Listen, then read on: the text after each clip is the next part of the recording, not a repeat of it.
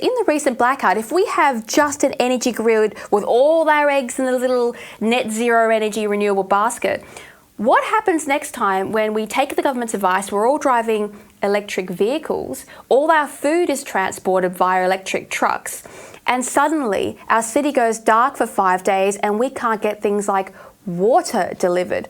Do you think we're actually maybe endangering our civilization at this point with a new insecurity that we're building into the system? Well, I don't think many people realise how unreliable we're about to make an already unreliable system. I mean, I live in regional Victoria. I am surrounded by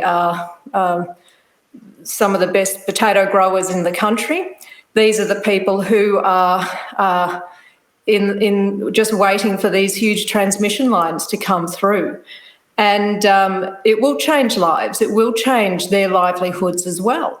And one of the things about that is, you know, these transmission lines for regional areas, apart from their aesthetic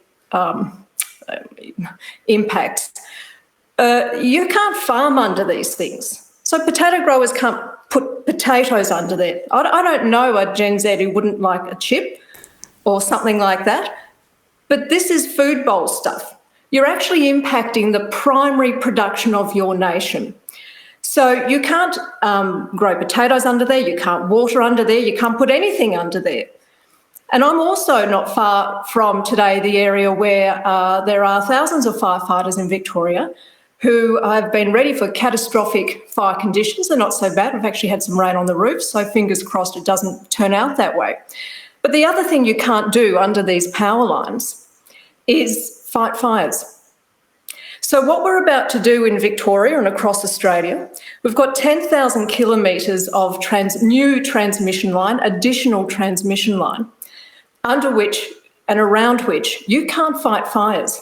We are about to set up an effective fire wick, a candle wick of 10,000 kilometres long, around which and underneath which firefighters will not be able to fight fires.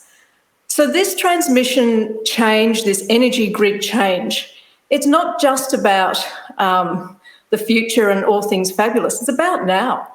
And if you're actually talking about climate change and the world getting hotter in a nation like Australia, not only are you making the grid more unreliable, but you're doubling down on that unreliability when you think you can't fight fires around it. That just creates a corridor for a fire to get out of control. It's happened here a couple of years ago.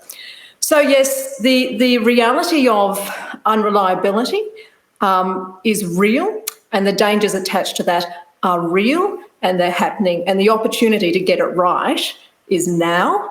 And the opportunity to think about things like nuclear, like undergrounding power lines, that thinking has to get serious, because we can get it right today if we want to.